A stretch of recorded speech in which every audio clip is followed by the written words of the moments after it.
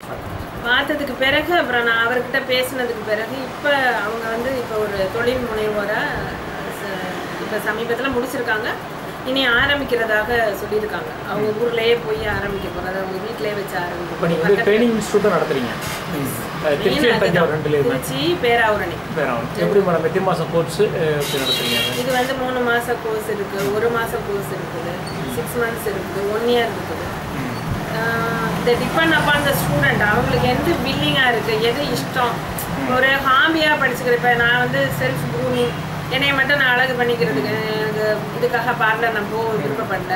நான் எனக்காக செல்ஃபாகவே பண்ணிக்கிறது, என் ஃபேமிலி மெம்பர்ஸுக்கு பண்ணணும் அப்படின்னு இருக்கிறது சிம்பிள் கோர்ஸாக பண்ணணும்.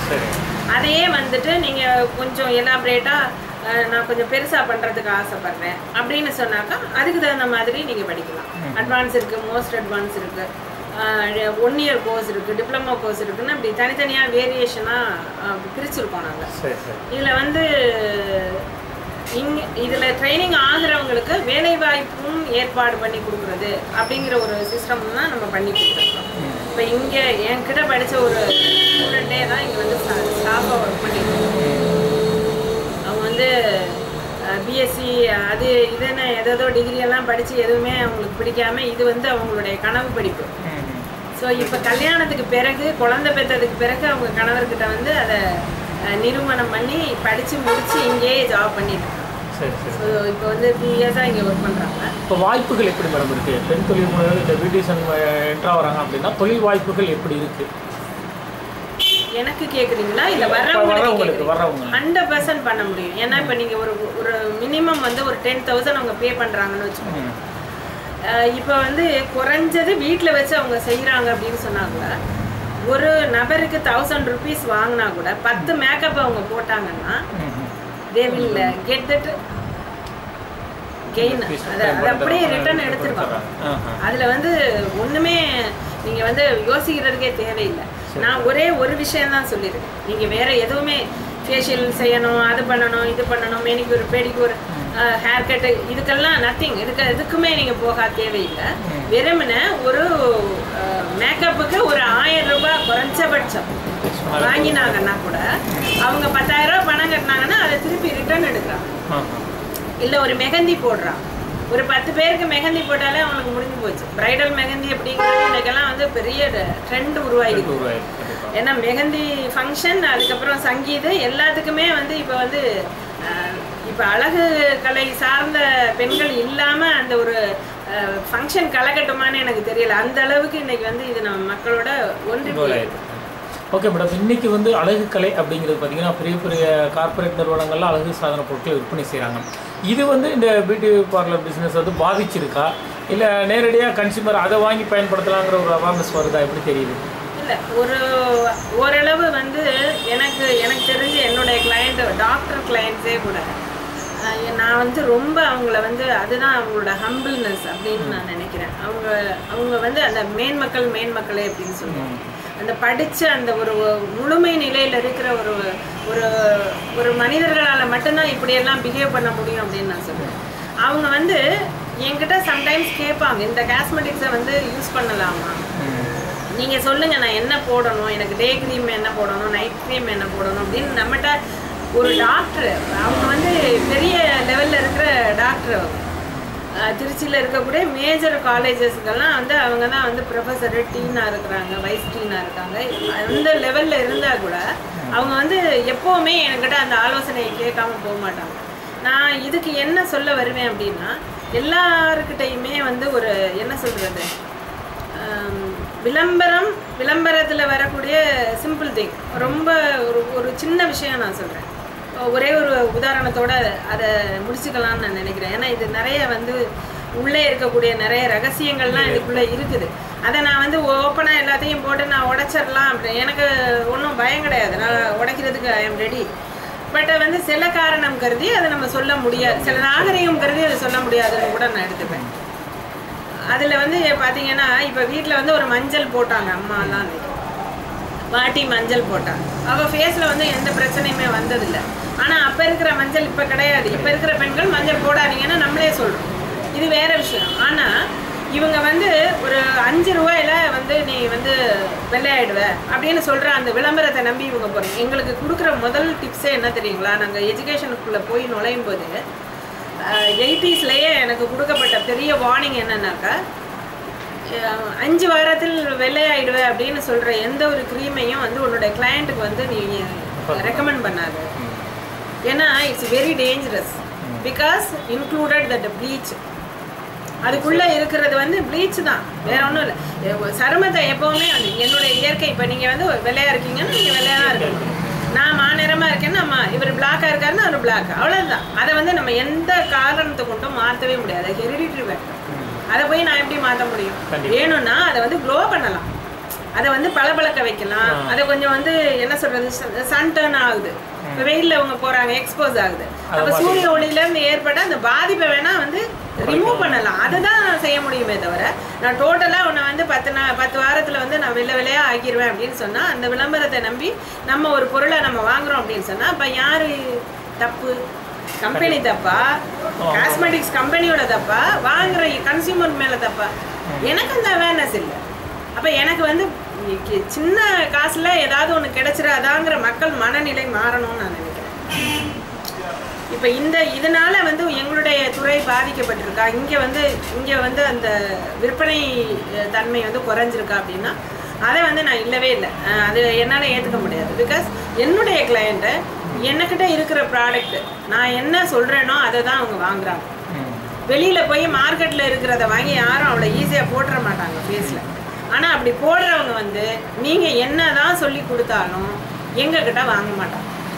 ஏன்னா அவங்களுக்கு வந்து சீப்பாக இருக்கணும், பைசா அப்படிங்கிற அந்த ஒரு கான்செப்டுக்குள்ளே அவங்க இருக்கிறவங்க வந்து தே நெவர் ஆஸ்க் மீ. நிச்சயமாக என்னை கேட்க மாட்டாங்க. பட்ஜெட்டுக்குள்ளே இருக்கிறவங்க always they are going to shop. கடையில் போய் அவங்க அந்த 5 ரூபாய்க்கு வாங்கி அவங்களுக்கு போடுறதுல ஒரு ஆனந்தம் இருக்குது. சிக்ஷாம்னு கொஞ்சம் நாளைக்கு முன்னாடி நிறைய வந்துட்டு இருந்துச்சு. நிறைய அந்த மாதிரி ஒரு 50 பைசாவில் 1 ரூபாயிலெல்லாம் ஒரு ஷாஷை எல்லாம் வருதுன்னா ஜஸ்ட் இமேஜின். நிச்சயமாக யாராலையுமே கொடுக்க முடியாது. பியூர் ஹெர்பலை வந்து ஹெர்பலோட விலை நீங்கள் ஒன்றும் இல்லை, சாதாரணமாக ஒரு துளசியில் தயாராகிற ஒரு சின்ன விஷயம்னு நீங்கள் போய் கடையில் கேட்டு பாருங்க, அதுவே பயங்கர காஸ்ட்லியாக இருக்கும். சென்னையில் வந்து நான் ஒரு ஷாப்பு பார்த்தேன், அப்படியே அதிசயிச்சு போயிட்டேன் நான். ஏன்னா அங்கே இருக்கிற அந்த மூலிகையோட விலையெல்லாம் பார்த்தா அவ்வளோ வந்து காஸ்ட்லியாக இருந்தது. ஒரு சாதாரண ஒரு என்ன சொல்கிறது, ஆம்லா பவுடர், இந்த நெல்லிக்காய் பவுடருடைய விலை வந்து அரை கிலோவே வந்து அவ்வளோ ரூபாய். இப்படியெல்லாம் போயிட்டுருக்கு, இப்படியெல்லாம் வந்துட்டுருக்கு அப்படின்னு சொன்னால் நான் வந்து சும்மா வந்து ஒரு 50 பைசாவுக்கு நான் ஒன்று வாங்குகிறேன், 1 ரூபாய்க்கு ஒரு ஷாஷே வாங்குகிறேன். இது வந்து அவேர்னஸ் கிடையாததுனால வர்றதா அப்படிங்கிறத காட்டிலும் எனக்கு சிக்கனமாக இருக்கணும், எனக்கு கம்மி காசில் வரணும் அப்படிங்கிற மனநிலை மாறணும்னு நான் நினைக்கிறேன். எதுக்கோ அவங்க செலவு பண்ணுறாங்க. ஒன்ஸ் உங்கள் தலைமுடி கொட்டிடுச்சுன்னு வச்சுக்கோங்க, உங்கள் தலைமுடியை திருப்பி எப்படி நட்டாலும் அது சரியாக வராது. உங்களுடைய டோட்டல் அந்த உங்களுடைய ஃபுல் இமேஜே வந்து ஸ்பாயில் ஆகும். First thing. செகண்ட் திங் என்னென்னா உங்கள் ஃபேஸு. நீங்கள் உடம்புல எதை வேணால் நீங்கள் மறைக்கலாம். உங்கள் முகத்தை வந்து இப்போ உங்களுக்கு அந்த அற்புத வாய்ப்பு இருக்குது. சில இன பெண்களுக்கு வந்து அந்த வாய்ப்பு இருக்குது, முகத்தை கூட மறைச்சிக்கலாம். பட் எல்லாராலையும் அது முடியாது. ஏன்னா விசிபிளாக தெரிகிறது அதுதானே. அப்போ உங்கள் முகத்தில் சின்ன ஒரு மார்க் வந்தால் கூட அது பாதிப்பு தான். ஒரு மனிதனுடைய டோட்டல் கான்செப்டையே வந்து அது காலி பண்ணி. ஓகே மேடம், இன்றைக்கி வந்து பியூட்டிஷியன் கோர்ஸ் அப்படிங்கிறது ஒரு நர்சிங் கோர்ஸ் மாதிரி ஆயிடுச்சு. எல்லா இடங்களிலும் வந்து ஒரு கற்றுத்தரப்படுது அப்படிங்கிற மாதிரி ஒரு இன்ஸ்டியூட் வந்துருச்சு. ஒரு நல்ல இன்ஸ்டியூட்டை தேர்வு செய்வது எப்படி? உங்களோட பணி என்ன? உங்களோட அந்த கோச்சிங் ட்ரைனிங் என்ன பண்ணுறீங்க? இல்லை, நான் அது வந்து ரொம்ப உங்களுக்கு தேங்க்ஸ் பண்ணணும்னு நான் நினைக்கிறேன். இந்த ஒரு நேரத்துக்கு வந்து இறைவனுக்கு நன்றி சொல்கிறேன். உங்களை இங்கே அனுப்பிய அந்த நல்ல உள்ளத்துக்கு நன்றி சொல்கிறேன். உங்களுக்கும் நான் நன்றி சொல்கிறேன். ஏன்னா இந்த ஒரு விஷயம்தான் என் மனசுக்குள்ளே ஒரு 10 வருஷமாக வந்து ரொம்ப அப்படியே போட்டு ரொம்ப என்னை வந்து ரொம்ப கஷ்டப்படுத்திட்டு இருக்கு. என்ன காரணம் அப்படின்னு கேட்டால், மக்களுக்கு தெரியலை எது சரி எது தவறு அப்படின்னு. தெரியாமல் இருக்கிறவங்களுக்கு வழிகாட்டுறதுக்கு இங்கே ஒரு வழிகாட்டி வேணும் அப்படின்னு அவங்க நினைக்கிறாங்க. ஆனால் நம்ம எல்லாருமே நம்ம இந்த துறையை சார்ந்த நிறைய பேர்கிட்ட நான் பார்த்தது, நான் வந்து கிராஸ் பண்ணி போகிறது இல்லை என்னக்கிட்ட வந்த ஸ்டூடெண்ட்ஸ் வந்து மேக்ஸிமம் வந்து ஒரு 3 இடத்துலையாவது பணத்தை கொடுத்து ஏமாந்து 4வதாக என்கிட்ட வந்து படிக்கிற ஸ்டூடெண்ட்ஸ் எல்லாம் இருக்காங்க. நீங்கள் நெக்ஸ்ட் டைம் வந்து என்கிட்ட சொல்லிட்டு வாங்க, நான் எல்லாரையும் கொண்டு வந்து இங்கே உட்கார வைக்கிறேன். அவங்கக்கிட்ட நீங்கள் பேசி பார்க்கும்போது தான் உங்களுக்கு இதில் இருக்கக்கூடிய நிறைய சீக்ரெட்ஸ் உங்களுக்கு வெளியே வரும். சமுதாயத்தில் இது வெளியில் வரணும்னு நான் ஆசைப்பட்றேன். ஏன்னு கேட்டாக்கா அவங்களுக்கு வந்து இன்ஸ்டியூட்டுன்னு 10 நாள் படித்தவங்க கூட ஒரு இன்ஸ்டியூட்டுன்னு ஒரு போர்டை போட்டுட்டு உட்காந்தா அங்கே போகிறதுக்கும் ரெடியாக இருக்காங்க. ஒரு பர்சன் வந்து 1000 rupees கொடுத்துட்டாங்க, 50 பேர் வராங்க, அதோட டோட்டலை வந்து நீங்கள் கால்குலேட் பண்ணிக்கோங்க. ஸோ இப்போ வந்து என்னென்னா, இப்போ எங்களுக்கு இது வந்து இப்போ முதல்ல கேட்டீங்க, உங்கள்கிட்ட வந்து உள்ளே வரத்துக்கு யாரும் யோசிக்கிறாங்களா, அது உங்களுக்கு சிரமமாக இருக்கா, இல்லை கிளையண்ட் வந்து உங்களை நம்புகிறாங்களா அப்படின்னலாம் நீங்கள் சில கேள்வி கேட்டீங்க. அது எனக்கு பிரச்சனை இல்லைன்னு நான் சொன்னேன். எல்லாத்தையும் விட பெரிய பிரச்சனையாக இப்போ இருக்கிறது, நம்ம வந்து இன்ஸ்டியூட் பண்ணியிருக்கும் போது, நம்ம உண்மையாக இருக்கும்போது இதுக்கு சரியான வேல்யூவேஷன் இல்லை, இதோட வேல்யூ வந்து இன்னும் வெளியில் தெரியலைங்கிற ஆதங்கம் எனக்கு 100%. எப்படி மேடம் தெரிஞ்சுக்கலாம் ஒரு இன்ஸ்டியூட்டுக்கு வந்து என்னென்ன பார்க்கணும், பேசிக்கலாக என்னென்ன பார்த்து வரணும் அப்படிங்கிறது உங்களோட அட்வைஸ் என்ன? முதல்ல வந்து அந்த இன்ஸ்டியூட்டை நடத்துகிற பர்சன் வந்து எப்படிப்பட்டவங்கிறத வந்து நீங்கள் அவங்கள வந்து பார்க்கணும். கண்டிப்பாக அவங்கள போய் பார்க்கணும். அந்த அட்மாஸ்பியரில் இருக்கக்கூடிய விஷயங்களை பார்த்து நம்ம மயங்கிடக்கூடாது. ஃபர்ஸ்ட் இது வெளியில் எல்லாம் இன்ட்ரா இது டெக்கரேட் எல்லாம் வந்து இன்டீரியர் டெக்கரேஷன் பண்ணியிருக்காங்க, உள்ளே வந்து அந்த மிஷினரிஸ் வச்சுருக்காங்க, எல்லாமே இருக்குது, எவ்ரிதிங் இன்புட். பட் என்ன இல்லை, ஸ்கில் இல்லாத ஒரு பர்சன் வந்து எப்படி க்ரியேட் பண்ண முடியும்? ஒரு பர்சனை வந்து எப்படி க்ரியேட் பண்ண முடியும்? ஒரு நபரை வந்து ஒரு தொழில் முனைவோரை ஆக்குறதுக்கு அவங்களால முடியாது. இது ஒரு பெரிய பிரச்சனை. ஸோ இது இல்லாமல் இருக்கிற மாதிரியான ஒரு வாய்ப்பு அவங்களுக்கு கிடைக்கணும் அப்படின்னு சொன்னால் அவங்க நேராக போகணும். அவங்கள ஃபஸ்ட்டு கேட்கணும், இந்த படிப்புங்கிறது என்ன, இது எவ்வளோ காலம் படிக்கணும், என்ன மாதிரி இதுக்கு தீர்வு இருக்குது, என்னென்ன அளவில் நீங்கள் சொல்லி கொடுக்குறீங்க, என்னென்ன மாதிரி எங்களுக்கு இதில் ஆப்பர்ச்சுனிட்டி இருக்குது, வாய்ப்புகள் இருக்குது, இதையெல்லாம் வந்து நீங்கள் கேட்கணும். வரக்கூடியவங்க கேட்டாங்கன்னா இவங்க பேசுகிறத வச்சே ஓரளவு அனலைஸ் பண்ண முடியும். அடுத்தது எல்லா இடத்துலையும் என்ன பிரச்சனை இருக்குது அப்படின்னா, ஃபஸ்ட்டு டேயே வந்து எல்லா மணியும் பே பண்ணணும்னு வச்சுருக்காங்க. இப்போ இவங்க ஃபுல்லாகவே மணியை கொண்டு போய் ஒரு 25,000 பணத்தை கட்டிட்டு உள்ளே போயிடணும். போனதுக்கு பிறகு கிளாஸ் எடுக்கிறாங்களா, ப்ராக்டிக்கல் நடத்துகிறாங்களா, சர்டிஃபிகேட்ஸ் வாங்குறாங்களாங்கிறதெல்லாம் செகண்டரி. பட் கொடுத்தது தானே, ஏமாந்தது. இது வந்து நம்ம யாரையுமே நம்ம குறை சொல்ல முடியாது. இது வந்து நான் படிக்க போகிற எனக்கிட்ட தான் அந்த அவேர்னஸ் இருக்கணும் அப்படின்னு நான் நினைக்கிறேன்.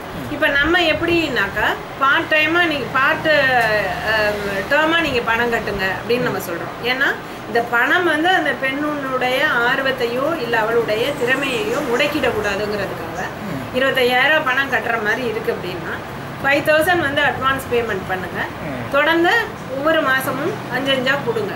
எவ்வளோ நாள் முடியுதோ அதுக்குள்ளே நீங்கள் கொடுத்து முடிச்சு படிப்பையும் முடிச்சுட்டு ட்ரைனிங்கே எடுத்துகிட்டு வெளியில் போங்க. சர்டிஃபிகேட்டு 2 சர்டிஃபிகேட் கொடுக்குறோம்னு சொல்லி தான் நம்ம சேர்க்குறோம்.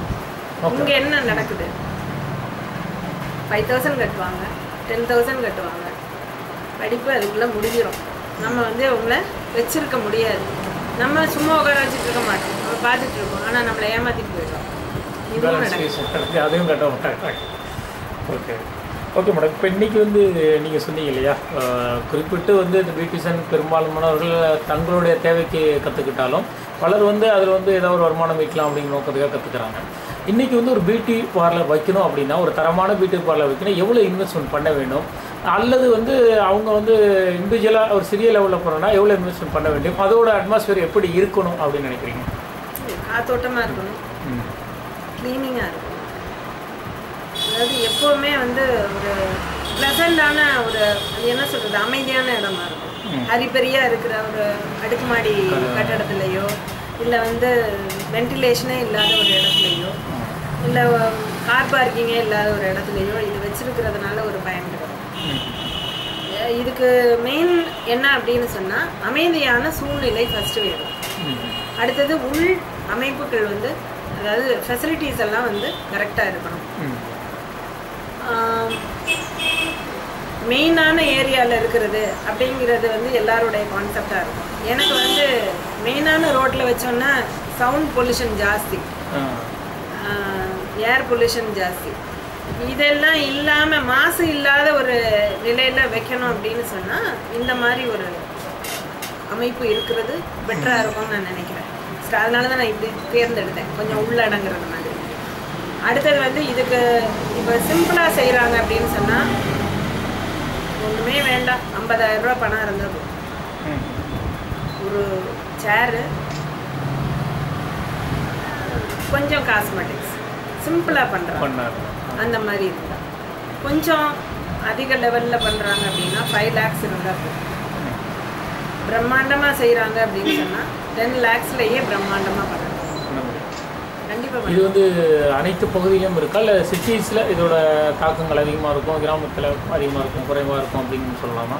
எதுக்கு பியூட்டி பார்லர் ஆரம்பித்தாக்க வாய்ப்புகள் வந்து ஏர்னிங் அப்படின்னு பார்க்கும்போது டவுன் சைடு போய் அதை வந்து இம்ப்ளிமெண்ட் பண்ணுறது, அதை நான் கற்றுக்கிட்டதை போய் நான் அங்கே போய் இங்கே நிறைய காம்படிஷன் ஜாஸ்தி.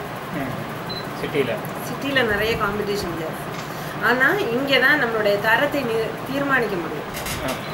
நான் வந்து பர்ஃபெக்டாக இருக்கேன் அப்படிங்கிறத இங்கே தான் தீர்மானிக்க முடியும். பிகாஸ் ஒரு போலியான விஷயமும் நல்ல விஷயமும் பக்கத்தில் எப்போவுமே பாசிட்டிவ் நெகட்டிவ் கரண்ட்டில் இருக்கிற மாதிரி நெகட்டிவ் பீப்புளை வந்து பாசிட்டிவ் பீப்புளை வந்து அணுகும்போது தான் அவங்க புரிஞ்சுப்பாங்க. அப்புறம் இன்னொன்று நான் சொல்லுவேன், எவ்வளோ தான் ஆட் கொடுத்தாலும், எவ்வளோ தான் வந்து நம்ம எஃபோர்ட் போட்டாலுமே, எவ்வளவோ பண்ணுறோம், அட்வர்டைஸ்மெண்ட்டுக்கு நிறைய நம்ம பண்ணுவோம், அதுலெல்லாம் வந்து ஒரு பயனுமே நமக்கு ரொம்ப கம்மியாக தான் நமக்கு இருக்கும். பெரிய அளவில் வந்து நமக்கு கிளையண்ட்டை வந்து நம்ம உள்ளே அப்படியே தள்ளிடணும் அப்படின்னு சொல்ல முடியாது. ஒரே ஒரு விஷயம் மட்டும் எப்போவுமே கிளையண்ட்டை வந்து நம்ம கூடவே ஒட்ட வச்சுருக்கோம். அது என்ன அப்படின்னு சொன்னால் வேர்ட்ஸ் ஆஃப் மவுத் அப்படின்னு சொல்லுவோம். நீங்கள் போய் பிறர்கிட்ட போய் அந்த இடம் நல்லா இருக்குன்னு ரெக்கமெண்டேஷன் பண்ணுற ஒரே ஒரு விஷயம். ஏன்னா பெண்களை பொறுத்த வரைக்கும் இன்னொரு பெண்ணுக்கிட்டேருந்து இன்னொரு பெண்ணுக்கிட்டேருந்து அப்படி கேட்குறது, ஏன்னா அது வந்து கிசு வதந்தி இப்படியே பேசி பழக்கப்பட்ட சமுதாயம். இப்போ யாரோ ஒரு பெண் ரெக்கமெண்டேஷன் பண்ணால் அது பெட்டராக இருக்குது. அவள் செஞ்சால் நான் செய்கிறேன், அவள் போனால் நான் போகிறேன், அந்த மாதிரி ஒரு ஆட்டிடியூடு இயற்கையில் இருக்குது பெண்கள்கிட்ட. அதனால் அது வந்து பெஸ்ட்டாக இருக்குது. ஓகே மேடம், இன்றைக்கி இந்த பியூட்டிஷனில் நீங்கள் எத்தனை வருஷம் ஈடுபட்டுருக்கீங்க? இப்போ எத்தனை ஆண்டுகள் ஆகுது? நான் வந்து இந்த துறைக்கு ஒரு 20-25 இயர்ஸுக்கு மேலே ஆகுது படிக்க ஆரம்பித்தேன். ஆனால் வந்து எனக்கு பிஸ்னஸாக நான் வந்திருக்கேன் அப்படின்னு சொன்னால் 99 தான் நான் ஸ்டார்ட் பண்ணேன். பேராவூர் வந்துட்டீங்க. உங்களுடைய இலக்கு அடைஞ்சிருக்கீங்களா? என்ன கோல் பண்ணணும்னு நினைக்கிறீங்க இந்த ஃபீல்டு? இல்லை, நான் வந்து இந்த தமிழ்நாடு முழுக்கன்னு இல்லை, டோட்டலாக எங்கே வேறு நான் எங்கெல்லாம் போகிறேனோ அங்கெல்லாம் வந்து இந்த பெண்கள் அப்படிங்கிறவங்களுக்கு வந்து சுய கால்களில் நிற்கிறதுக்கு ஒரு திடம் தரக்கூடிய ஒரு நிலையை வந்து இது தரணும் அப்படின்னு நான் ஆசைப்பட்றேன். அதாவது அது நான் இன்னும் என்னுடைய இலக்கை எல்லாரும் சொல்லுவாங்க நீங்கள் நிறைய சாதிச்சிட்டீங்கன்னு. ஆனால் ஐ எம் நெவர் சே நான் பெரிய சாதனையெல்லாம் நான் பண்ணலைன்னு நான் சொல்லுவேன். ஏன்னு கேட்டால் நான் என்னுடைய இலக்கை நான் இன்னும் அடையலை. எனக்கு வந்து எல்லா இடத்துலையும் எங்கேயுமே வந்து பெண்கள் வந்து வேலை இல்லை, என்னுடைய குடும்பத்தில் வந்து இது சரியில்லை, பொருளாதாரம் சரியில்லாமல் இருக்குது, அதனால் நான் வந்து லைஃப்பில் வந்து மேலே வர முடியலை, குழந்தைங்களை படிக்க வைக்க முடியலை, அந்த மாதிரி ஒரு நிலை இருக்கக்கூடாதுன்னு ஆசைப்பட்டேன். மந்திர தேஜஸ்ங்கிற அந்த ஒரு நிறுவனம் ஆரம்பித்ததோட மெயின் கான்செப்ட் என்ன அப்படின்னு கேட்டால், இங்கே வரவங்களுக்கு எல்லாருக்குமே இது ஒரு ஷெல்டராக இருக்கணும்னு ஆசைப்பட்டேன். இதுக்கு கீழே வந்து படிக்கிறவங்களா இருக்கட்டும், இங்கே ஒர்க் பண்ணுறவங்களா இருக்கட்டும், இங்கே இருக்கக்கூடிய உதவியாளர்களாக இருக்கட்டும், யாராக வேணாலும் இருக்கட்டும், ஊழியர்களாக இருக்கட்டும், எல்லாருக்குமே வந்து கல்வி, அடுத்தது அவங்களுக்கு என்னென்ன வந்து லைஃப்பில் தேவைகள் இருக்கோ அது எல்லாத்தையும் பூர்த்தி செய்கிற ஒரு ஷெல்டராக இருக்கணும்னு நான் ஆசைப்பட்டேன். என்னுடைய பெரிய விஷயமே அதுதான். ஃப்யூச்சரில் வந்து எனக்கிட்ட ஒர்க் பண்ணுற எந்த ஒரு பர்சனுக்கும் அவங்களோட ஃபேமிலியில் வேறு எதுக்கும் அவங்க வந்து வெளியில் போக வேண்டியது இல்லை. அங்கே இருக்கிறாங்க எல்லாமே இதை சார்ந்ததாக இருக்கட்டும் அப்படிங்கிற மாதிரி ஒரு நிலை உருவாகணும்னு ஆசைப்படுறேன். எல்லா இடத்துலையும் தமிழ்நாடு முழுக்க மந்திர தேஜஸ்க்குள்ள ஒரு பிரான்ச்சஸ் ஆரம்பிக்கணும்னு எனக்கு ஒரு ஃபியூச்சர் பிளான் இருக்குது. Okay, all the best. இந்த ஃபீல்டில் உங்களுக்கு வழிகாட்டி குரு யாரை பேஸ் பண்ணி வரீங்க? இல்லை, ஃபஸ்ட்டு வழிகாட்டி குரு அப்படின்னு சொன்னாக்க வசுந்தரா சொல்லுவேன். ஏன்னா அவங்க வந்து ஒரு என்ன சொல்கிறது, ஜெனூனாக வந்து இந்த துறையில் நிறைய விஷயங்களை அவங்க இப்போ வந்து நிறைய சாதிச்சிருக்காங்க. அப்போ வந்து எனக்கு ஃபஸ்ட்டு ஆரம்பத்துலேயே நான் அதை கண்டெடுத்து அவங்கக்கிட்ட நேரடியாக போய் நேரடியாக இன்றைக்கி வரைக்கும் என்னுடைய அந்த ரிலேஷன்ஷிப்பை வந்து நான் ஒரு நல்ல வகையில் வந்து நான் கொண்டு போயிட்டு இருக்கேன். இப்போ எனக்கு வந்து one of the family friend மாதிரி, அவங்க ஃபேமிலி மெம்பர் மாதிரி அப்படிங்கிற அளவுக்கு இன்றைக்கி நாங்கள் நெருங்கியிருக்கோம். பட் பிஸ்னஸை பொறுத்த வரைக்கும் இதில் இருக்கக்கூடிய டெக்னிக்கல் பொறுத்த வரைக்கும் அவங்களுக்கு இருக்கிற நாலேஜ் வந்து டெஃபினெட்லி நான் வந்து அதை ரொம்ப பாராட்டுவேன். அதை பார்த்து நான் நிறைய ஆச்சரியப்பட்டிருக்கேன் ஆரம்ப காலத்தில். நமக்கு இன்றைக்கி அதை விட நிறைய நம்ம கற்றுக்கிட்டோம் அப்படின்னு சொன்னால் கூட முதல் குருவாக இருந்த திருமதி வசுந்தரா அவங்களுக்கு நான் நிறைய நன்றி கடன் பட்டிருக்கேன். ஏன்னா அவங்க நிறைய என்னோடய ஃபேமிலி மெம்பர்ஸுக்கே நிறைய, என்னோடய ஹஸ்பண்டுக்கிட்ட, என்னோடய சன்னுக்கிட்ட எல்லாம் அவங்க பேசினாங்க. உங்கள் அம்மா வந்து வெரி பொட்டன்ஷியல், ஏன் இப்படி வந்து உங்களுடைய பெரிய அந்த குடும்பம் அப்படிங்கிற ஒரு காரணத்தினால அவங்கள வந்து வெளியில் போய் செய்கிறதுக்கு அனுமதிக்க மாட்டேங்கிறீங்க அப்படின்னெல்லாம் வந்து நிறைய கேட்டாங்க. அதுக்கு பிறகு தான் ஏன்னா என் சன் வந்து யூஎஸில் இருக்காரு.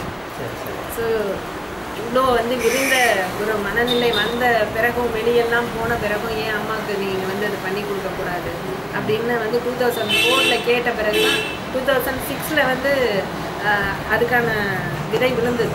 2007 வந்து இங்கே திருச்சியில் வந்து நம்ம ஆரம்பித்தோம். ஸோ வசுந்தரா மேடம் மூலமாக தான் அதை ஆரம்பித்தேன். இதில் வந்து ரோல் மாடல் இன்ஸ்பிரேஷன் அப்படிங்கிறது வந்து இந்த துறையில் வந்து டெஃபினட்டாக வசுந்தரா. அடுத்தது எனக்கு ஷானா சூசேன்னு ஒரு எங்கே நீங்கள் பியூட்டி துறையில் இருக்க காஸ்மெட்டிக்ஸில் வந்து டாப்பர் இன் வேர்ல்டு அப்படின்னு சொன்னால் ஷானாஸ் ஹெர்பல் தான். அவங்கள அடிச்சுக்கிறதுக்கு யாருமே கிடையாது அப்படிங்கிற அளவுக்கு பண்ணியிருக்காங்க. ஸோ அந்த லேடி வந்து என்னை ரொம்பவே இம்ப்ரெஸ் பண்ணியிருக்காங்க. ஏன்னா இந்த மாதிரி நமக்கு ஒரு சூழ்நிலை அமைஞ்சிருந்ததுன்னா அது மாதிரி நம்ம வந்திருக்கலாமோ அப்படிங்கிற அளவுக்கு வந்து அவங்க ஃபேமிலி வந்து அவங்களுக்கு நிறைய கொடுத்துருக்காங்க சப்போர்ட். ரொம்ப அற்புதமாக பண்ணிகிட்டு இருக்காங்க இன்றைக்கு வரைக்கும். அவங்க பொண்ணு நிலோஃபர்னா அவங்களும் வந்துட்டாங்க. ஸோ சில பேர் தான் சொல்ல முடியும். ஓகே மேம், இது வரைக்கும் நம்ம பாசிட்டிவான இது சொல்லிட்டு இருந்தீங்க. ஒரே ஒரு ஃபைனல் கொஸ்டின், இது வந்து நம்ம ஸ்டூடெண்ட்ஸ்லேருந்து கலெக்ட் பண்ண கொஸ்டின்ஸ் என்ன அப்படின்னா, பெண்கள் பெரும்பாலானவர்கள் அழகு பயிற்சி மனமுகம் அதிகமாக ஈடுபாடு காட்டுறாங்க. இது வந்து மற்ற தொழில்களில் வந்து பெண்கள் வந்து ஆர்வம் காட்டுவதை குறைக்கிறது. ஏன்னா பெண்களுக்கு இதுதான் ஏற்ற தொழிலுங்கிற மாதிரி ஒரு கான்செப்ட் உருவாயிடுச்சு அப்படிங்கிற ஒரு கருத்து பரவலாக சொல்லப்படுது. இது வந்து நீங்கள் ஒரு பியூட்டி பார்லர் பியூட்டி நிறுவனருங்கிற முறையில் என்ன சொல்கிறீங்க? இல்லை, இது வந்து கருத்து இருக்குது அப்படிங்கிறது வந்து இப்போ எனக்கிட்டேயே வந்து ஒரு ஸ்டூடெண்ட் ஒன்று படித்தாள். அவள் வந்து காலேஜ் வந்து computer science, BSc computer science படிச்சுட்டு ஈவினிங்கில் வந்து இங்கே வந்து ஒரு ஹாபிக்காக படிக்கிறேன் அப்படிங்கிற மாதிரி தான். அதாவது இது பிடிச்சிருக்கு, இந்த துறை எனக்கு பிடிச்சிருக்குங்கிறதுக்காக படிக்க வந்தாங்க. ஆக்சுவலாக அவங்க இதை முழுசாக முடிக்கவே இல்லை. என்ன பிரச்சனை அப்படின்னா, பேரண்ட்ஸ் வந்து தன்னுடைய குழந்தைகளுக்கு வந்து எது கேட்டாலும் வாங்கி கொடுக்கணுங்கிற ஒரு மனப்பான்மை இன்னைக்கு வந்துடுச்சு. நான் அனுபவிக்கலை, அதையெல்லாம் என் குழந்தை அனுபவிக்கிறேன். நான் பண்ண முடியலை, அதையெல்லாம் என் பொண்ணு பண்ணட்டும். நான் டான்ஸ் கற்றுக்கிறேன் போனேன், ஆனால் எனக்கு முடியலை. என் பொண்ணுக்கு நான் டான்ஸ் கற்றுக் கொடுக்குறேன். பாட்டு கற்றுக்க போனேன், முடியலை, என் பொண்ணுக்கு பாட்டு கற்றுக் கொடுக்குறேன். அந்த மாதிரியே இதுவும் வந்து நம்ம எல்லாருமே வந்து போய் செலவு பண்ணி நம்ம பண்ணுற ஒரு விஷயம் தானே. ஏன் அதை வந்து நம்மளே வீட்டிலேயே ஒரு ஆள் இருந்துட்டா ஈஸியாக போயிடுமே அப்படிங்கிற ஒரு மனப்பான்மை, வேற ஒன்றும் கிடையாது. ஸோ அது இப்படி பண்ணும்போது என்ன ஆயிடுதுன்னா, இதில் நிறைய டேஞ்சரஸ் இருக்கு. வாட்ச் பண்ண மாட்டேங்கிறாங்க. இப்போ எங்களுக்கு என்ன ஆயிடுதுன்னா, 2 வேலை ஆயிடுது. இந்த குழந்தைங்க வந்து நம்மக்கிட்ட வரும்போது இவங்க இதுக்காக வந்தால் கூட நம்ம இவங்க வீடு போய் சேர்ற வரைக்கும் நம்ம அவங்கள ஃபாலோ பண்ணி நிற்க வேண்டிய ஒரு சூழ்நிலைக்கு தள்ளப்படுறோம். இது எனக்கே அந்த எக்ஸ்பீரியன்ஸை நான் அனுபவிச்சேன். அப்போ வந்து இந்த பொண்ணோட பிடிவாதத்தால் அவங்க கொண்டு வந்து விடுறாங்க. இது எதனால இந்த ஒரு சூழ்நிலையை அது தேர்ந்தெடுத்தது அப்படிங்கிறத வந்து கொஞ்ச நாளே நான் கண்டுபிடிச்சேன். பிகாஸ் அவங்க அம்மா அப்பாட்டேருந்து தப்பிக்கிறதுக்கு இது ஒரு வழியாக ஏற்படுத்திக்கிச்சு. என்னத்தினாலன்னா, இவங்களுடைய பர்சனல் சம் வீக்னஸஸை வந்து இதுக்கு யூட்டிலைஸ் பண்ணுறாங்க. அதாவது ஒரு பாய் ஃப்ரெண்டை போய் பார்க்க போகிறது, தப்பான சில வேலைகளுக்கு வந்து வீட்டையும் காலேஜையும் தாண்டி போகிறதுக்கு இதை ஒரு கருவியாக பயன்படுத்துகிறாங்க. அது வந்து ரொம்ப ரொம்ப வந்து வருத்தப்பட வேண்டிய ஒரு விஷயம். ஏன்னா அவங்க ஏமாத்துறது வந்து பெற்றோர்களையோ இல்லை இந்த மாதிரியான இடங்கள்ல வந்து படிக்க வர்ற ஆசிரியையோ ஏமாத்தலை, அவங்க லைஃப்பை அவங்களே வந்து ஏமாத்திக்கிறாங்களேங்கிறது வந்து எனக்கு ரொம்ப வலி தந்த ஒரு விஷயம். ஏன்னா இன்னைக்கு பெண் குழந்தைகளை வந்து பாதுகாப்புக்கு நிறைய விஷயங்கள் வந்து சொசைட்டியில் பண்ணணும்னு சொல்கிறோம். ஆனால் அதே பெண் குழந்தைகள் விட்டில் பூச்சி மாதிரி இருக்கிறாங்கங்கிறது வந்து மறுக்க முடியாது. அதனால ஒரு வேளை வந்து இதை தேர்ந்தெடுக்கிறாங்களான்னு எனக்கு தெரியலை. மேபி எனக்கு தெரிஞ்சு வந்து மற்ற துறைக்கு இருக்கிற ஆர்வம் இதுக்கு ரொம்ப வந்துருச்சு அப்படிங்கிறதெல்லாம் கிடையாது. என்ன படிப்போட கொஞ்ச நாள் படித்தா போதும், 10 நாள் படித்தா கூட போதும், சர்டிஃபிகேட் இருக்கணும்னு அவசியம் இல்லை, நெசசிட்டி இல்லை, பணம் ரொம்ப செலவு செய்ய தேவையில்லை. ஆனால் நான் ஒரு பியூட்டிஷியனை சொல்லிக்க முடியும்.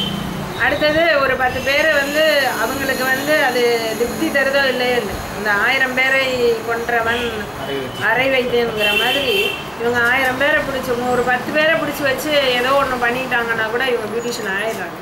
இந்த இந்த இந்த நிலை மாறணும்னு நான் ஆசைப்பட்றேன். இதுக்கு ஒரு அங்கீகாரம் கிடைக்கணும்னு நான் ஆசைப்பட்றேன். ஓகே மேடம், வேறு சமூக சேவை ஈடுபாடுகள்? சமூக சேவைங்கிறது வந்து பிளட்லேயே ஊறி இருக்கு. அப்பா, அம்மா, மாமனார், குடும்பம் எல்லாமே வந்து சொசைட்டியோட ஒன்றி போன ஒரு குடும்பம் என்னோட குடும்பம். எங்கள் மாமனாரை பொறுத்த வரைக்கும் பார்த்திங்கன்னா தீகால பெரியாரோட ஒரு பெரிய அபிமானி. பிஎஸ் குழந்தை தேவர், குழந்தைன்னு தான் சொல்லுவாங்க, தேவருங்கிறது சேர்க்க மாட்டார் அவர், ஏன்னா இனத்தை குறிக்குது அப்படிங்கிறதுக்காக. அப்பா வந்து முத்துக்கருப்பன் அப்படின்னு சொல்லிட்டு தீக்கதேர் முத்தையாவோட சித்தப்பா. அவர் வந்து கம்யூனிசம் அப்படிங்கிறது இல்லாமல், காங்கிரஸ் அப்படின்னு இல்லாமல் சுதந்திர போராட்டத்துக்காக தியாகி அவர். எங்கள் அம்மாவும் எங்கள் அப்பாவும் சேர்ந்தே நிறைய மேடைகளில் போய் சுதந்திர போராட்டத்துக்கான பாடல்கள், அந்த மக்களுக்கு வந்து விழிப்புணர்வு கொடுக்கறது, இதெல்லாமே நிறைய பண்ணியிருக்காங்க. ஸோ அதனால் பிளட்டோட அது கூறிடுச்சு. அதை வந்து இனிமேல் யாரும் மாற்றி அமைக்க முடியாது. எல்லாருக்கும் எல்லாமும் கிடைக்கணும் அப்படிங்கிறதுல வந்து முதல்ல ஆர்வம் இருந்தது. சோஷியல் சர்வீஸ் அப்படிங்கிறதுல ஏன் நான் பண்ணக்கூடாது. அதுக்கப்புறம் எனக்கு ஸ்பிரிச்சுவலில் வந்து ரொம்ப ஆசை, ரொம்ப அது வந்து கடுமையான தாகமாக மாறி அதுக்குள்ளேயே அப்படியே மூழ்கி போகிற ஒரு ஸ்டேட்டஸ். அதில் நிறைய நல்ல விஷயங்கள்லாம் எடுத்தேன். உலகத்தில் ஒன்றே ஒன்று தான் நிரந்தரமானது, அன்பு, சத்தியம், நேர்மை, தர்மம், இதை எப்படி வேணால் சொல்லலாம். அதுதான் இறைவன் அப்படிங்கிறது தான் வந்து இந்த அதில் ஜாதி, மதம், இனம், மொழி இதெல்லாம் கடந்துட்டு இறைவன் மட்டுமே சதம் அப்படின்னு இருக்கிற ஒரு நிலை இருக்கு பாருங்க. அது வந்து ரொம்ப புனிதமானது மட்டும் இல்லை, ரொம்ப அற்புதமானது அப்படின்னு நான் நினைக்கிறேன். ஸோ அதனால தான் வந்து எளிதாக யாரோடையும் வந்து நம்மளால் ஏற்றுக்கிட்டு அவங்களோட வந்து இயல்பாக இருக்க முடியுது அப்படின்னு நான் நினைக்கிறேன். அப்படி ஒரு பெரிய ஒரு சக்தியாக எனக்குள்ளே வந்து என்னையே பார்க்க வச்ச அந்த குருநாதர்களுக்கெல்லாம் நான் நன்றி சொல்லணும். எனக்கு நிறைய குருநாதர்கள்லாம் இருக்காங்க. வர்மக்கலை படிச்சிருக்கேன். அது மூலமாக நிறைய பேருக்கு வைத்தியம், இலவச வைத்தியம் பண்ணுறோம். அதுக்கப்புறம் வந்துட்டு கவுன்சிலிங் அப்படிங்கிறது வந்து கப்புள் கவுன்சிலிங், அப்புறம் ப்ரீ மேரேஜ் கவுன்சிலிங், திருமணத்துக்கு முன்னாடி அந்த பெண்ணுக்கு வந்து எப்படி இருக்கணும், ஒரு கணவன் வீட்டில் போயிட்டு எப்படி வாழ்கிறது அப்படிங்கிறத பற்றி சொல்லி கொடுக்குறது. அதுக்கப்புறம் வந்து மன உளைச்சல்னால நிறைய பெண்கள் இன்றைக்கி தற்கொலை அப்படிங்கிறதுலாம் போகிறாங்க. அவங்களையெல்லாம் வந்து வெளியில் எடுத்துகிட்டு வர்றது. செக்ஸ் ஹராஸ்மெண்ட்னால நிறைய குழந்தைகள் பாதிக்கப்படுறாங்க. அவங்களுக்கு வந்து அதிலிருந்து வெளியில் வர்றதுக்கு அந்த வழிகளை எல்லாம் எப்படி ஸ்டெப் பை ஸ்டெப்பாக அவங்க அதுலேருந்து வெளியில் வரணும். இப்போ ஃபிசிக்கலி ப்ராப்ளமாக இருக்கிறது, எனக்கு உடல் ரீதியாக பிரச்சனை இருக்குது. அதனால் நான் வந்து ரொம்ப மன உளைச்சலில் ஸ்லீப்பிங் பில்ஸ் எல்லாம் எடுத்துகிட்டு, இல்லை யாராவது குடும்பத்தில் ஒருத்தருடைய இழப்பு வந்து என்னை ரொம்ப பாதிக்க வச்சுருக்கு அப்படிங்கிறது. இத்தனை விதமான கவுன்சிலிங்ஸ் கொடுத்து இன்றைக்கி எத்தனையோ பேர் சில சேவைகளை எல்லாம் வெளியில் சொல்லக்கூடாதுன்னு சொல்லியிருக்காங்க. சிலர் கொடுக்குறத தான் இடது கை கொடுக்குறது வலது கைக்கு தெரியக்கூடாது, வலது கை கொடுத்தால் இடது கைக்கு தெரியக்கூடாதுன்னு சொல்லுவாங்க. ஆனால் இந்த மாதிரி சேவைகளை வந்து வெளியில் சொன்னாங்கன்னா, பணம் கொடுக்குறது தான் வெளியில் சொல்லக்கூடாதுன்னு நான் நினைக்கிறேன். இது தெரிஞ்சால் தான் நிறைய பேருக்கு வந்து ஒரு பயன்படும். பயன்படும். அதனால தான் வந்து இது எனக்கு என்ன ஒரு ஆவல் அப்படின்னு சொன்னால், என்னைய மாதிரி ஒரு 1,00,000 பெண்களை படைச்சிட்டோம்னு வச்சுக்கோங்க, உருவாக்கிட்டோம்னு வச்சுக்கோங்க, சமுதாயத்தில் எதுக்குமே வந்து ஒரு பொதுவாகவே சொல்லுவாங்க, நான் ஒரு கனவே வச்சுருக்கேன், என்னன்னாக்கா போலீஸ் ஸ்டேஷன் இருக்கக்கூடாது, குற்றமே இருக்கக்கூடாது. குற்றமே இல்லைன்னு ஆன பிறகு போலீஸ் ஸ்டேஷனுக்கு தேவைன்னு இருக்குது. சட்டம் அப்படிங்கிறது ஒன்றுக்கு துறையே தேவையில்லை அப்படிங்கிற ஒரு நிலை வரணும்னு நான் சொல்கிறேன். ஸோ அந்த மாதிரி ஒரு சமுதாயத்தை படைக்கணும்னு எனக்கு ஒரு ஆசை இருக்குது. அதுக்கு வந்து மெயினாக வந்து யார் தேவை அப்படின்னா பெண்கள் தான் தேவை. பெண்கள் தான் அந்த மாதிரி அவங்களால தான் உருவாக்க முடியும். எந்த குழந்தையும் நல்ல குழந்தை தான் மண்ணில் பிறக்கவில்லை, அவர் நல்லவராவதும் தீயவராவதும் அன்னை வளர்க்கவில்லைன்னு சொல்லுவாங்க. அன்னை வளர்க்குறதுனாக்கா அவள் பால் ஊட்டும் போதே வந்து பண்புகளை ஊட்டி வளர்க்கணும் அப்படிங்கிறதுக்காக தான் அந்த சொல்லுவாங்க. இன்னும் ஒரே ஒரு கதையை சொல்லி நான் நிறைய செய்யலாம் கூட சொல்லுவேன். எல்லையற்ற ஆற்றலாய் இறைவன் திரு உள்ளம் என்ன எவ்வுயிரும் தோன்றுதற்கு ஏற்றதொரு திருவடியாய் வல்லமையாய் வடிவமைத்தான் பெண்ணினத்தை அற்புதமே வாழ்கின்ற மனிதரிலே வளமறிந்தோர் என்றார். இது என்னுடைய குருநாதர் பெண்மையை பற்றி போற்றி எழுதிய ஒரு கதை. அதனால் பெண்கள்கிட்ட இருக்கிற ஒரு சக்தி மிகப்பெரிய சக்தி, மகாசக்தினாலாம் இப்போ நிறைய மேகசின்ஸ்ல எல்லாம் போடுறாங்க. நிஜமாவே மகாசக்தியாக எல்லாரும் மாறிட்டாங்கன்னா அந்த பூலகமே ஸ்வர்க்கபுரியாக மாறி போகும். அப்படி ஒரு நாள் மலரணுங்கிறது என்னுடைய கனவு. அதுக்கு வந்து இந்த இன்னைக்கு இந்த ஒரு சூழ்நிலை அதுக்கு வந்து ஒரு அஸ்திவாரம் போடுதற மாதிரி அமைஞ்சால் கூட நான் மிகவும் நன்றியுடையவளாக இருக்கேன். ஓகே மேடம், ஏதோ ஒரு புத்தகம் எழுதுறேன்னு சொன்னீங்களா, அதை சொல்லிங்க, உங்களோட கான்டாக்ட் நம்பர் சொல்லுங்கள். என்னுடைய புத்தகம் விரைவில் வந்து வெளியே வரணும் அப்படிங்கிறது வந்து நான் ரொம்ப ரொம்ப நாளாக எழுதிட்டு இருக்கேன். ஆரோக்கியம் சார்ந்த விஷயங்கள். ஏன்னா உடல் பற்றின ஞானம் நிறைய பேருக்கு இருக்கிறதில்ல, நிறைய படிப்பும் ஃபாலோ பண்ண முடியும். அதை எப்படி வந்து இப்போ பேணுன்றது அப்படின்னு எப்படி பராமரிக்கிறது அப்படின்னு கேட்டால், நோய் நாடி நோய் முதல் நாடி அவை தணிப்பு வாய் நாடி வாய்ப்பை செய்யும், ப்ரிவென்ஷன் பெட்டர் தென் க்யூர் அப்படின்னு சொல்லுவேன். ஆரோக்கியம் பற்றின விழிப்புணர்வு அப்படிங்கிறத காட்டிலும் ஆர்வம் இருக்கணும்னு சொல்லுவேன். என்னுடைய உடலை ஆரோக்கியமாக வைத்துக்கொள்வது என்னுடைய கடமை அப்படிங்கிறது, ரெஸ்பான்சிபிலிட்டி. ஸோ அது பற்றின ஒரு ஃபுல்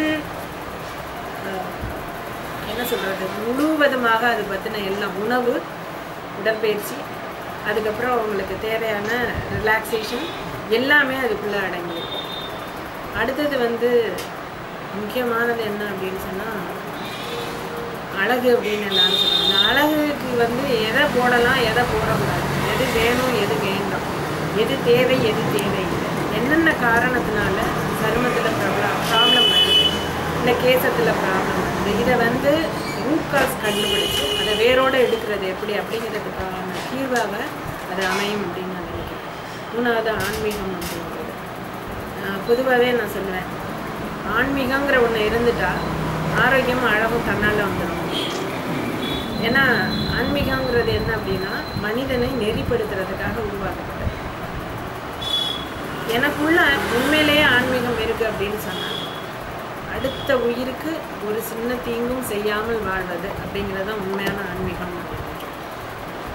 ஸோ அந்த ஒரு செல்ஃப் என்ன சொல்கிறது டிசிப்ளினை வந்து எப்படி நான் எடுத்துகிட்டு போனால் இந்த சொசைட்டிக்கு அது எவ்வளோ தூரம் வந்து பலன் தரும் அப்படிங்கிறத வந்து, அதாவது ஒரு தனி மனிதனுடைய ஒழுக்கம் இந்த சமுதாயத்தை எப்படி சீர்தூக்கி வைக்குது அப்படிங்கிறதுக்கு ஒரு உதாரணமாக அது அமையும்.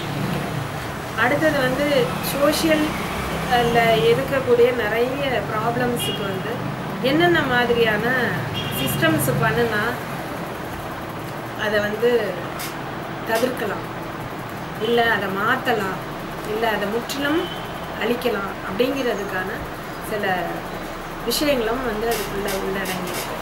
ஏன்னா குழந்தைகளை வளர்க்குறது எப்படி, பெற்றோர்கள் எப்படி பிஹேவ் பண்ணணும், ஒரு சொசைட்டிங்கிறது ஒரு தனி மனிதனோட எப்படியெல்லாம் தொடர்பில் இருக்குது, இது என்னுடைய ரெஸ்பான்சிபிலிட்டி என்ன, சொசைட்டிக்கும் எனக்குமான ரெஸ்பான்சிபிலிட்டி என்ன, இப்படி நிறைய அது விரிவாக போயிட்டுருக்கும்.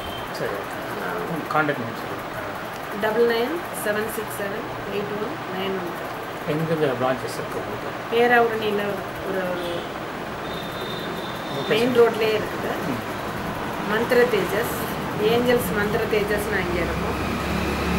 அதுலேயும் வந்து சர்வீஸு ப்ளஸ் ஸ்டூடெண்ட்ஸ் கிளாஸஸ் எல்லாம் கண்டக்ட் பண்ணுறோம். காஸ்மெட்டாலஜிங்கிறது வந்து முற்றிலும் பியூட்டிஷியன்ஸ்லேருந்து மாறுபட்டது. என்னென்னா பியூட்டிஷியன்னா பேசிக் லெவல், காஸ்மெட்டாலஜிங்கிறது அட்வான்ஸ் லெவல். அதாவது ஒரு காஸ்மெட்டிக்ஸ் அப்படிங்கிறதுனால சருமத்தில் என்னென்ன மாதிரி பிரச்சனை வரும், கேசத்தில் என்னென்ன மாதிரி பிரச்சனை வரும், இந்த காஸ்மெட்டிக்ஸை வந்து எவ்வளோ தூரம் அலோவ் பண்ணலாம், எவ்வளோ தூரம் அவாய்ட் பண்ணலாம் அப்படிங்கிற விஷயங்கள். அடுத்து இது எதனால் வருது, வந்தால் இதுக்கு என்ன வழி, வராமல் தடுப்பது எப்படி, இதெல்லாம் உள்ளடங்கியது தான் காஸ்மெட்டாலஜி. ஸோ என்னுடைய இந்த துறை இதில் கொடுக்கக்கூடிய ட்ரைனிங் எல்லாமே வந்து இதை எடுத்துக்கிட்டாங்கனாலே போதும். ஃப்யூச்சரில் அவங்களுக்கு வேறு எதுவுமே தேவையில்லை. அவங்களோட லைஃப்பில் வந்து அவங்களோட ஃபேமிலிக்கு இது வந்து பெரிய ஒரு சப்போர்ட்டாக இருக்கும் அப்படிங்கிறத வந்து மறுக்கிறதுக்கே கிடையாது. அதே மாதிரி திருச்சியில் வந்து தில்லை நகரில் 9th கிராஸில்